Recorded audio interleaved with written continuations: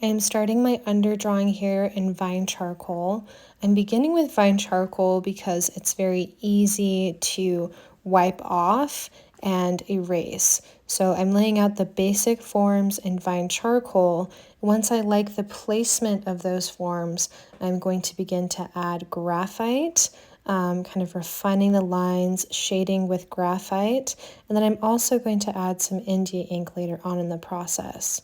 Normally I would tell you not to use graphite in a drawing layer because it's going to rise through your paint layers, but here I'm making a drawing essentially as like a grisaille for my painting. So I want that drawing to sort of rise through and establish the value structure. Now I'm moving to putting in some brighter lights. I'm working on a red tone here. So if I'm going to glaze, I need to have areas of light to glaze onto.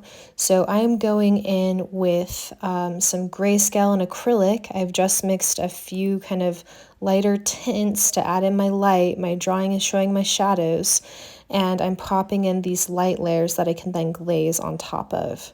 I chose to do a red layer because I really enjoy that red undertone coming through, and it's going to stay coming through parts of my shadows. You could also just do a drawing on a white surface and start glazing on that so that you don't have to also do this underpainting layer. That's going to be kind of up to you. If you want a kind of undertone coming through parts of the painting, then do that, but it's not required. Now I am also doing this underpainting in white acrylic, as I mentioned before. I've chosen acrylic because it is going to dry quickly, very quickly, which then means that I can start my glazing process quickly. You'll see that I'm going to leave my background just that red color, and I'm later going to paint that in another color directly in oil. But all of that light is going to give me areas to glaze. Here is my underpainting. So first I did my drawing, again in graphite, fine charcoal, and India ink. And then I established a grayscale, still letting that drawing come through, into acrylic. And I chose acrylic because I know that I want to get to glazing really quickly, and I'm a little impatient and I don't want to wait. I finished this grayscale about 45 minutes ago.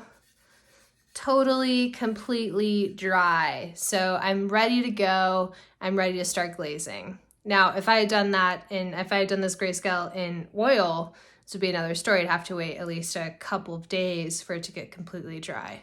So that's why I kind of like doing underpaintings in acrylic, and then you can paint in oil on top of that.